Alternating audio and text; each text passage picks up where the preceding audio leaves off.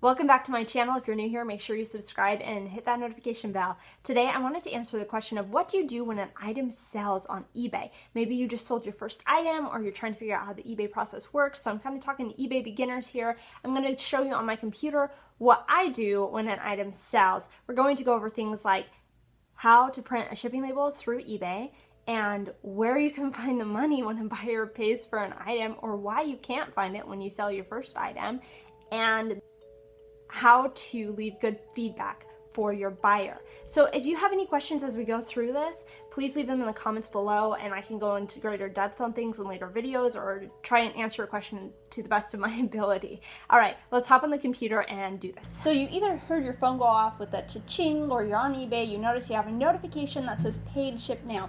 You can also get notifications that say bid received or item sold, prepare to ship, but the paid part's really important because customers can take 48 hours to pay for an item.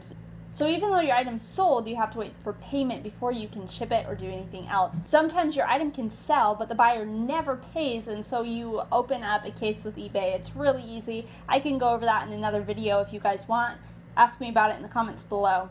So paid ship now. We're gonna click on this. Okay, if there's anything blacked out on your screen, it's because I'm trying to keep addresses private, so that's what that is. This is going to take you to the eBay Print Your Shipping Label page where you're going to see what type of shipping your buyer selected. In my case, the buyer selected USPS Priority Mail Padded Flat Rate Envelope, and you can see the price of it there. You can also do some comparisons with USPS and FedEx and just comparing all services to see what is your cheapest option to ship this item. And I had previously in my listing put the weight of the item and the dimensions of the package I was going to ship it in. So that's already put in here for eBay. And if it was a different size though, if I wasn't using USPS Priority Mail, I could custom size my box.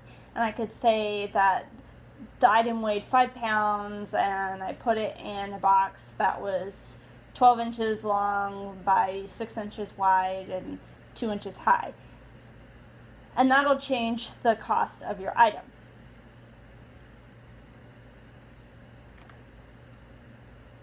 Another thing to take note of is the date you're shipping on.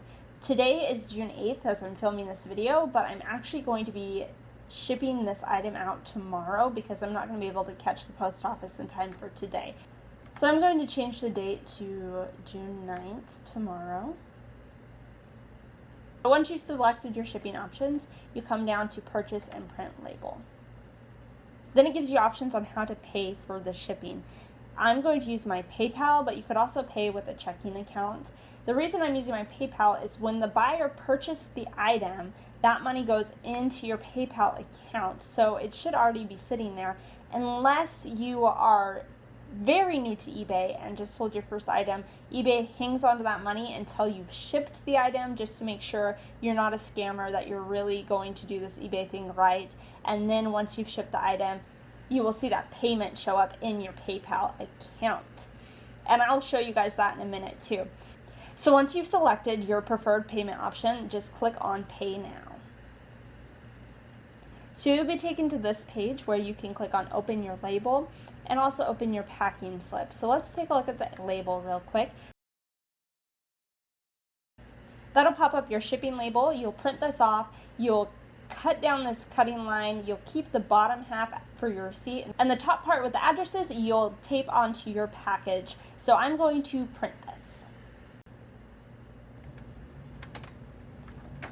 Along with your shipping label that you tape on the outside of the package, you'll also want to print off a packing slip. So if you click on Open Packing Slip, so this is your packing slip. It'll have your buyer's address on it and your address. And you want to put this inside your package with your item in case anything happens to the outside of the package, if it gets rained on or destroyed and the post office cannot decipher the address on the front. Sometimes they'll open the package and look for a packing slip, so they'll still be able to find an address on the inside to send to your buyer. So make sure you print this off too and put it in your package. I'm going to print this. So the buyer paid for the item. You might be wondering where the money is. Well, it's going to be in your PayPal. So let's take a look at PayPal really quick. Okay, so once you've logged into PayPal, you can see your PayPal balance. Now, your PayPal might look a little different than mine depending on how you've set things up with them. You're either going to see this transfer money section or you're going to see something that says accept money.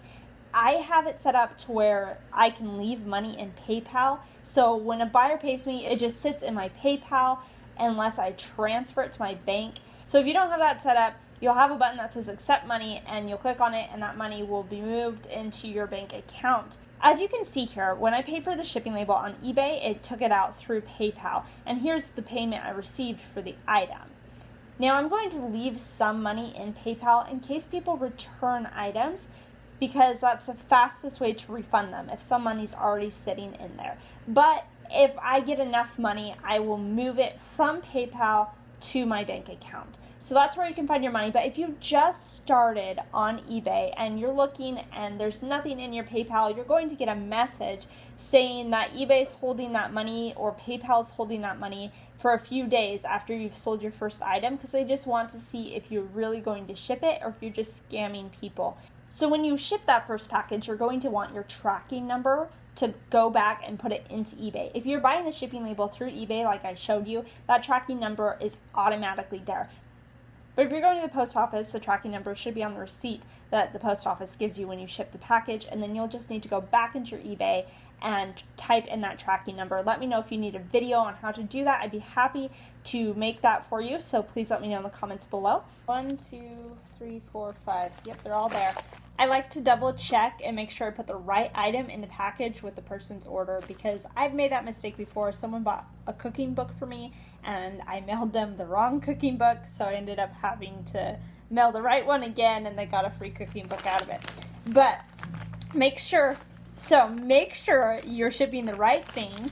You put it in whatever packaging you have, and I can do more shipping videos later.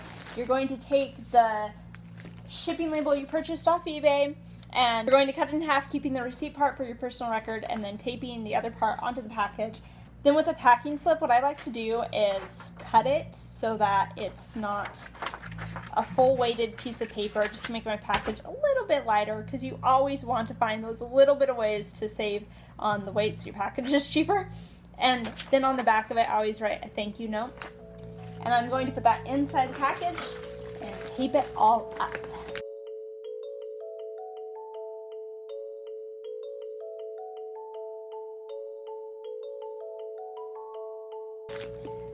Okay, so now your package is ready to go. So you can drop it off at a post office to get shipped out, or you can have the post office come pick it up from you. I made a video about how to schedule a package pickups, so go check that out if you're interested in having the post office pick up your package from your house so you don't have to go anywhere.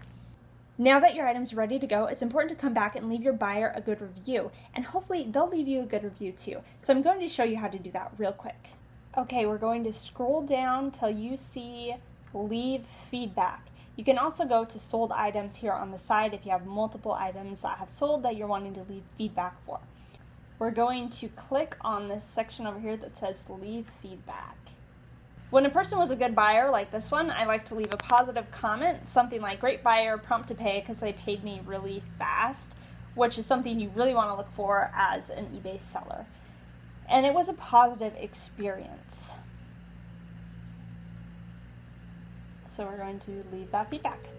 Now it's time to list an item and do it again and again. Thanks for watching. If this was helpful, please give this video a thumbs up and subscribe to my channel. I'll catch you in the next video.